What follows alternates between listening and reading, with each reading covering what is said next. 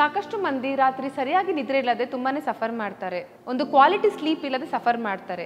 ಹಾಗಾಗಿ ನಾನಿವತ್ತು ಮಾಡಿರುವಂಥ ಯೋಗಾಭ್ಯಾಸ ಡೆಡಿಕೇಟೆಡ್ ಆಗಿ ಅಂಥವರಿಗೆ. ನೀವು ಇದನ್ನು ಸರಿಯಾಗಿ ಪ್ರತಿನಿತ್ಯ ಅಭ್ಯಾಸ ಮಾಡಿದರೆ ನಿಮ್ಮ ನಿದ್ರೆ ಕ್ವಾಲಿಟಿ ಚೆನ್ನಾಗಿ ಆಗ್ತಾ ಹೋಗುತ್ತೆ. ಹಾಗಾದರೆ ಇವಾಗ ಈ ಯೋಗಾಭ್ಯಾಸವನ್ನು ಸ್ಟಾರ್ಟ್ ಮಾಡೋಣ. ಮೊದಲಿಗೆ ಮ್ಯಾಟ್ ಮೇಲೆ ಕಂಫರ್ಟೇಬಲ್ ಆಗಿ ಕೂತ್ಕೊಳ್ಳಿ. ವಜ್ರಾಸನ ಅಥವಾ ಸುಖಾಸನ, ಯಾವ ಆಸನ ನಿಮ್ಗೆ ಕಂಫರ್ಟೇಬಲ್ ಆಗುತ್ತೋ ಆ ಆಸನದಲ್ಲಿ ಕೂತ್ಕೊಳ್ಳಿ.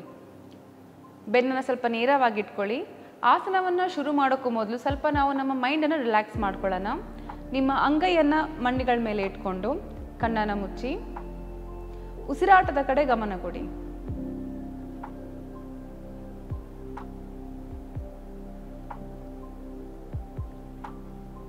ಎರಡರಿಂದ 3 ದೀರ್ಘ ಉಸಿರಾಟದ ನಂತರ ನಿಧಾನವಾಗಿ ಕಣ್ಣನ್ನು ಓಪನ್ ಮಾಡಿ.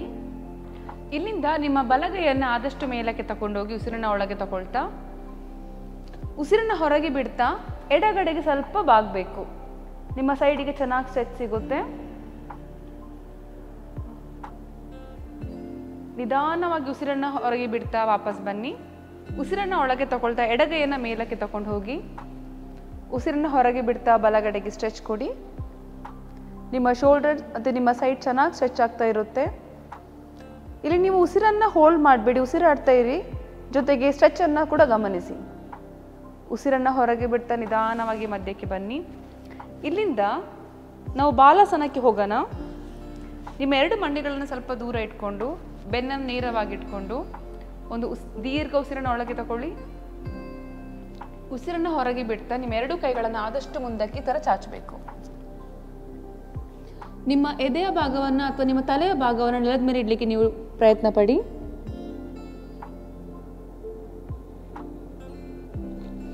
ಇಲ್ಲಿ 2ರಿಂದ 3 ಉಸಿರಾಟದವರೆಗೆ ಹೋಲ್ಡ್ ಮಾಡೋಣ. ಅಲ್ಲಿವರೆಗೆ ಕಣ್ಣನ್ನು ಮುಚ್ಕೊಂಡು ನಿಮ್ಮ ಬಾಡಿಯಲ್ಲಿ, ನಿಮ್ಮ ದೇಹದ ಕೆಳಭಾಗದಲ್ಲಿ ಆಗ್ತಿರೋ ಸ್ಟ್ರೆಚ್ ಅನ್ನು ನೀವು ಗಮನಿಸಬೇಕು.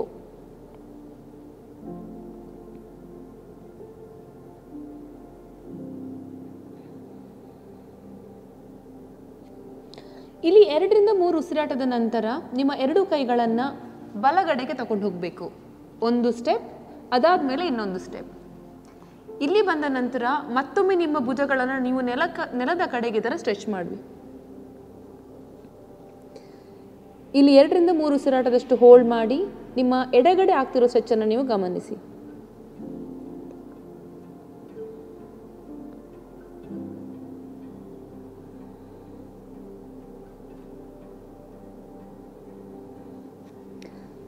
ಇಲ್ಲಿಂದ ಮತ್ತೊಮ್ಮೆ ಮಧ್ಯಕ್ಕೆ ಬನ್ನಿ. ಮಧ್ಯಕ್ಕೆ ಬಂದಾದ್ಮೇಲೆ ಈಗ ನೀವು ಎಡಗಡೆಗೆ ಟರ್ನ್ ಮಾಡಬೇಕು. ಎಡಗಡೆಗೆ 2 ಸ್ಟೆಪ್ ತಗೊಂಡು ಹೋಗಿ 1 ಮತ್ತೆ 2. ಇಲ್ಲಿ ಮತ್ತೊಮ್ಮೆ ಭುಜಗಳನ್ನು ನೆಲದ ಕಡೆಗೆ ಪ್ರೆಸ್ ಮಾಡ್ತಾ 2ರಿಂದ 3 ಉಸಿರಾಟದಷ್ಟು ಹೋಲ್ಡ್ ಮಾಡೋಣ.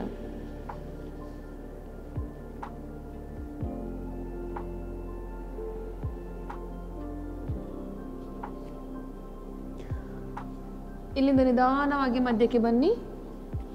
ಮಧ್ಯಕ್ಕೆ ಬಂದು ನೀವು ಮತ್ತೊಮ್ಮೆ ವಜ್ರಾಸನದಲ್ಲೇ ಬರ್ಬೋದು.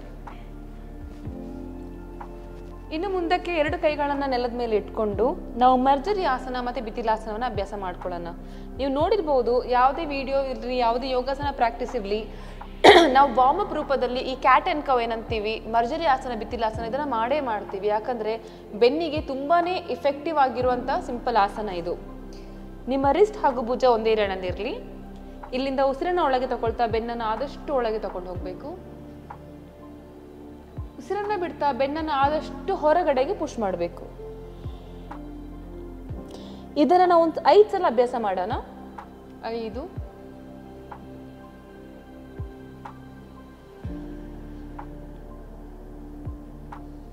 4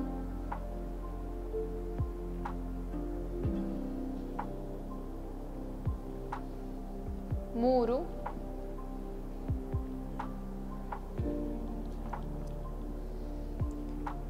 2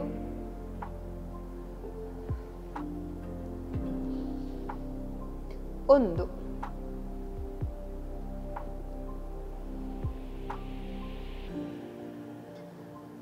ಇಷ್ಟಾದ್ಮೇಲೆ ನಿಧಾನವಾಗಿ ಹೊಟ್ಟೆ ಮೇಲೆ ಮಲ್ಕೊಳ್ಳಿ. ನೆಕ್ಸ್ಟ್ ಅಭ್ಯಾಸ ಮಾಡ್ತಿದ್ದು ಸಲಭ ಭುಜಂಗಾಸನ. ನಿಮ್ಮ ಮೊಣಕೈಯನ್ನು ನೆಲದ ಮೇಲೆ ಇಟ್ಕೊಂಡು ನಿಮ್ಮ ಮೊಣಕೈ ಮತ್ತು ಭುಜ ಒಂದೇ ಇರೋ ಥರ ನೋಡ್ಕೊಳ್ಬೇಕು. ಇಲ್ಲಿಂದ ನಿಮ್ಮ ಫಿಂಗರ್ಸ್, ನಿಮ್ಮ ಬೆರಳುಗಳನ್ನು ಅಗಲವಾಗಿ ಇಟ್ಕೊಳ್ಳಿ. ಭುಜಗಳನ್ನು ಆದಷ್ಟು ಹೊರಮುಖವಾಗಿಡಿ, ಕಾಲಿನ ಪಾದಗಳನ್ನು ಹೊರಮುಖವಾಗಿಡಿ. ನಿಮ್ಮ ನೋಟ ಮೇಲ್ಮುಖವಾಗಿರಲಿ. ಇಲ್ಲಿ ಕಣ್ಣನ್ನು ಮುಚ್ಚಿ ನಿಮ್ಮ ಬೆನ್ನಲ್ಲಿ ಆಗ್ತಿರೋ ಸ್ಟ್ರೆಚ್ಚನ್ನು ನೀವು ಗಮನಿಸಬೇಕು. ಇಲ್ಲಿ ನಾವು 5 ಕೌಂಟ್ಸ್ಗಳಷ್ಟು ಹೋಲ್ಡ್ ಮಾಡೋಣ. ಕೌಂಟ್ಸ್ ಆಗ್ತಿರುವಾಗ ನೀವು ಉಸಿರಾಟವನ್ನು ಚೆನ್ನಾಗಿ ಮಾಡ್ತಾ ಇರಿ. ನಿಮ್ಮ ಬ್ರೀದನ್ನು ಬ್ಲಾಕ್ ಮಾಡೋಕ್ಕೆ ಹೋಗಬೇಡಿ. 5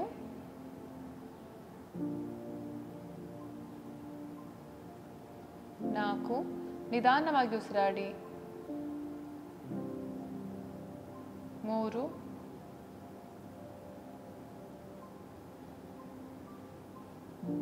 1. ಇಷ್ಟಾದ್ಮೇಲೆ ಕಣ್ಣನ್ನು ಓಪನ್ ಮಾಡಿಕೊಂಡು ನಿಮ್ಮ ಎದೆಯನ್ನ ನೆಲದ ಮೇಲೆ ಇಡಿ. ಇದಾದ್ಮೇಲೆ ನೆಕ್ಸ್ಟ್ ಭುಜಂಗಾಸನ. ನಿಮ್ಮ ಕೈಗಳನ್ನು ಎದೆ ಪಕ್ಕಕ್ಕೆ ಇಟ್ಕೊಂಡು ಉಸಿರನ್ನ ಒಳಗೆ ತಗೊಳ್ತಾ ನಿಮ್ಮ ಚೆಸ್ಟನ್ನು ಲಿಫ್ಟ್ ಮಾಡಿ,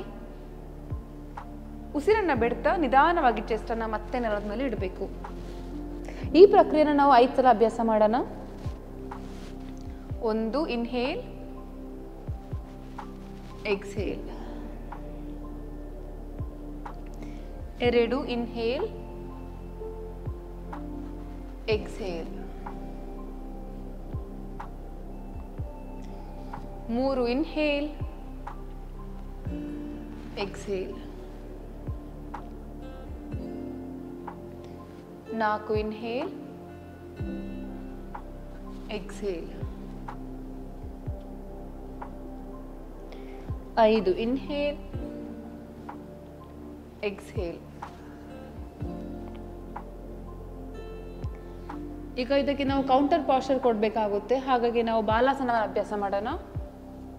ವಜ್ರಾಸನದಲ್ಲಿ ಆಲ್ಮೋಸ್ಟ್ ಬಂದು 2 ಕೈಗಳನ್ನು ಸ್ಟ್ರೆಚ್ ಮಾಡ್ತಾ, ನಿಮ್ಮ ತಲೆ ನೆಲಕ್ಕೆ ಟಚ್ ಆಗಿದ್ರೂ ಪರವಾಗಿಲ್ಲ, ಆದಷ್ಟು ಕೈಗಳನ್ನು ಮಾತ್ರ ಮುಂದಕ್ಕೆ ಸ್ಟ್ರೆಚ್ ಮಾಡ್ಕೊಳ್ಳಿ.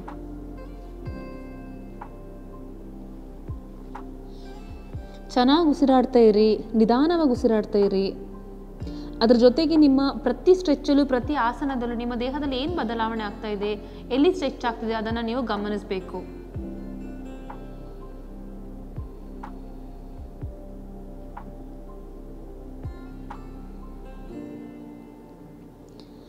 ಇಲ್ಲಿಂದ ಕೈಗಳು ಹಾಗೇ ಇರುತ್ತೆ. ಮಂಡಿಯನ್ನು ಲಿಫ್ಟ್ ಮಾಡ್ಕೊಂಡು ನಾವು ಪರ್ವತಾಸನಕ್ಕೆ ಬರೋಣ. ಪರ್ವತಾಸನದಲ್ಲಿ ನಿಮಗೆ ಹ್ಯಾಮ್ಸ್ಟ್ರಿಂಗ್ಸ್ ಟೈಟ್ ಇದ್ರೆ, ನಿಮ್ಮ ಹಿಮ್ಮಡಿಗಳು ಕೆಳಕ್ಕೆ ಹೋಗ್ತಿಲ್ಲ ಅಂದ್ರೆ ನಿಧಾನವಾಗಿ ನೀವು ಒಂದೊಂದೇ ಕಾಲನ್ನ ಮೇಲೆ ಕೆಳಗೆ ಸ್ಟ್ರೆಚ್ ಮಾಡಬಹುದು.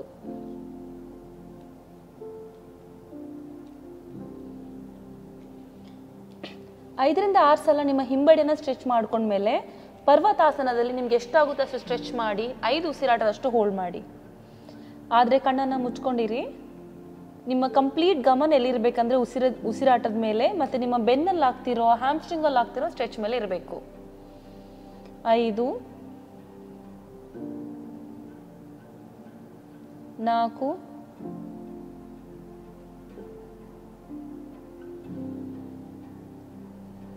3 2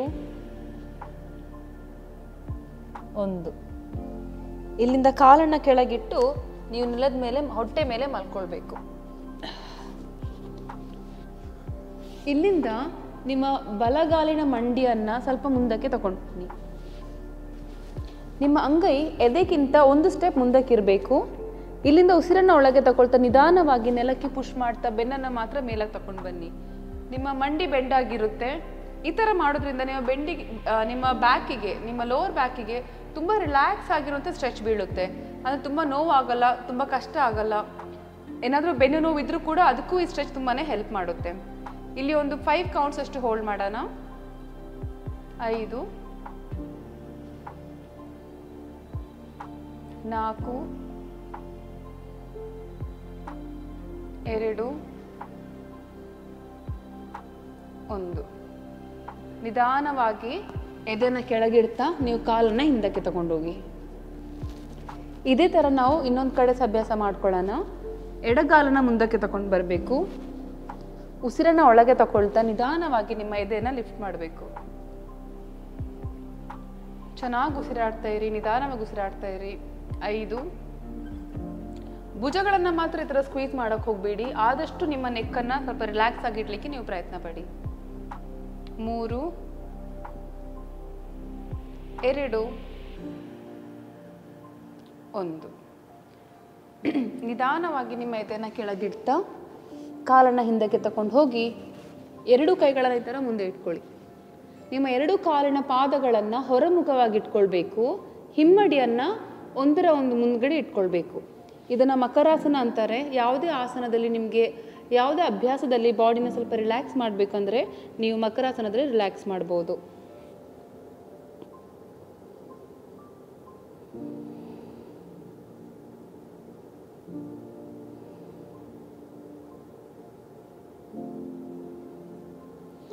ಇಲ್ಲಿ ಒಂದು ಸ್ವಲ್ಪ ಹೊತ್ತು ರಿಲ್ಯಾಕ್ಸ್ ಆಗಿದ್ದೀರಾ ಅಂತ ಅಂದಮೇಲೆ ಕೈಗಳನ್ನು ರಿಲೀಸ್ ಮಾಡಿಕೊಂಡು ನಿಮ್ಮ ಕಾಲುಗಳನ್ನು ಜೊತೆಗೆ ತಗೊಂಡು ಬನ್ನಿ.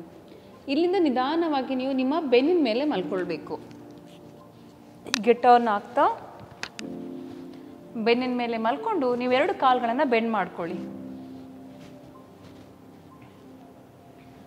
ನಿಮ್ಮ ಮಂಡಿಯನ್ನು, ನಿಮ್ಮ 2 ಮಂಡಿಗಳನ್ನು ಎದೆ ಹತ್ತಿರಕ್ಕೆ ತಗೊಂಡು ಬನ್ನಿ. 2 ಕೈಗಳಿಂದ ಚೆನ್ನಾಗಿ ಅಪ್ಕೊಳ್ಬೇಕು. ಇಲ್ಲಿ ಕಣ್ಣನ್ನು ಮುಚ್ಕೊಂಡು 5 ಕೌಂಟ್ಸ್ವರೆಗೆ ನೀವು ಹೇಗೆ ಉಸಿರಾಡ್ತಿದ್ದೀರಾ ಅದರ ಮೇಲೆ ಗಮನ ಕೊಡಿ. 5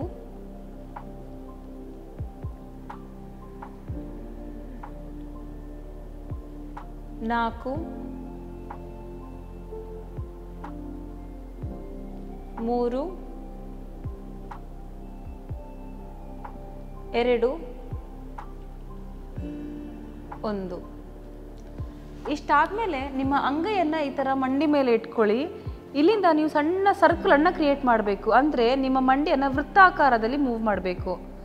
ಹೀಗೆ ಮಾಡೋದ್ರಿಂದ ನಿಮ್ಮ ಬೆನ್ನಿನ ಮೇಲೆ ಒಂದು ಸ್ವಲ್ಪ ಪ್ರೆಷರ್ ಬೀಳುತ್ತೆ. ನಿಮಗೆ ತುಂಬಾ ಚೆನ್ನಾಗಿರೋ ಸ್ಟ್ರೆಚ್ ಹಾಗೂ ತುಂಬಾ ರಿಲ್ಯಾಕ್ಸ್ ಮಾಡುತ್ತೆ.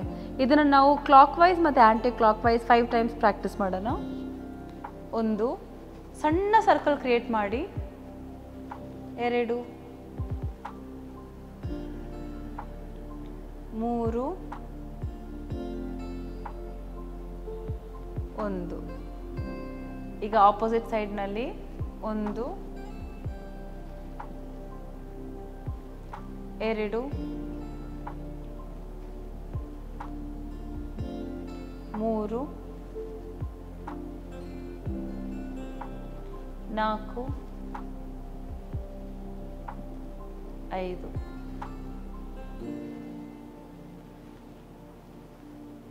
ಇಲ್ಲಿಂದ ನಿಮ್ಮ ಕಾಲಿನ ಪಾದಗಳನ್ನು ನೆಲದ ಮೇಲೆ ಇಟ್ಕೊಳ್ಳಿ. 2 ಕೈಗಳನ್ನು ಈ ಥರ ಭುಜ ಹತ್ರಕ್ಕೆ ತಗೊಂಡು ಬನ್ನಿ. ನಿಧಾನವಾಗಿ ಉಸಿರನ್ನು ಹೊರಗೆ ಬಿಡ್ತಾ ನಿಮ್ಮ 2 ಮಂಡಿಗಳನ್ನು ಬಲಗಡೆಗೆ ಟರ್ನ್ ಮಾಡಬೇಕು. ಬಲಗಡೆಗೆ ಟರ್ನ್ ಮಾಡಿ ಆದಮೇಲೆ ನಿಮ್ಮ ತಲೆಯನ್ನು ಎಡಗಡೆಗೆ ಟರ್ನ್ ಮಾಡಬೇಕು. ಕಣ್ಣನ್ನು ಮುಚ್ಚಿಡಿ.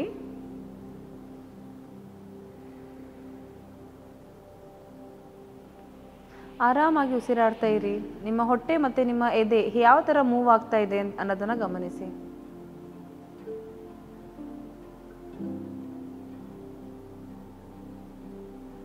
ಇಲ್ಲಿಂದ ಉಸಿರನ್ನು ಒಳಗೆ ತಗೊಳ್ತಾ ಮಧ್ಯಕ್ಕೆ ಬನ್ನಿ. ಉಸಿರನ್ನು ಹೊರಗೆ ಬಿಡ್ತಾ ಎಡಗಡೆಗೆ ಕಾಲನ್ನು ಇಟ್ಟು ಬಲಗಡೆಗೆ ತಲೆಯನ್ನು ಟರ್ನ್ ಮಾಡಬೇಕು.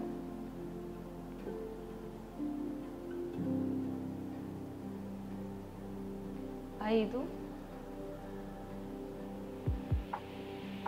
4 3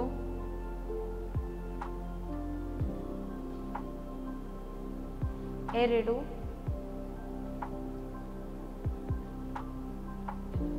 1. ಇಷ್ಟಾದ್ಮೇಲೆ ನಿಧಾನಕ್ಕೆ ಮಧ್ಯಕ್ಕೆ ಬಂದು ನಿಮ್ಮ 2 ಕೈಗಳಿಂದ ಮತ್ತೊಮ್ಮೆ ನಿಮ್ಮ ಮಂಡಿಗಳನ್ನು ಹಿಡ್ಕೊಳ್ಳಿ. ನಿಧಾನವಾಗಿ ಹಿಂದಕ್ಕೆ ಮುಂದಕ್ಕೆ ರಾಕ್ ಆ್ಯಂಡ್ ರೋಲ್ ಮಾಡಬೇಕು. ಬೆನ್ನನ್ನು ಸ್ವಲ್ಪ ರೌಂಡ್ ಮಾಡ್ಕೊಳ್ಳಿ. ನಿಮಗೆ ಮೂವ್ ಮಾಡೋಕ್ಕೆ ತುಂಬಾ ಈಸಿ ಆಗುತ್ತೆ. ಈ ಥರ 5 ರಿಂದ 6 ಸಲ ಹಿಂದೆ ಮುಂದೆ ಹೋದ್ಮೇಲೆ ನೀವು ಸುಖಾಸನಕ್ಕೆ ಇಲ್ಲಾಂದರೆ ವಜ್ರಾಸನಕ್ಕೆ ಬರ್ಬೋದು.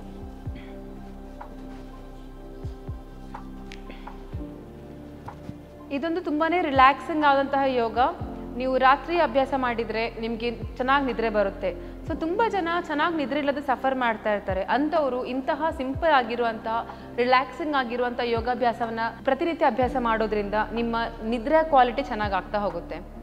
ಈ ವಿಡಿಯೋ ಇಷ್ಟ ಆದರೆ ಲೈಕ್ ಮಾಡಿ.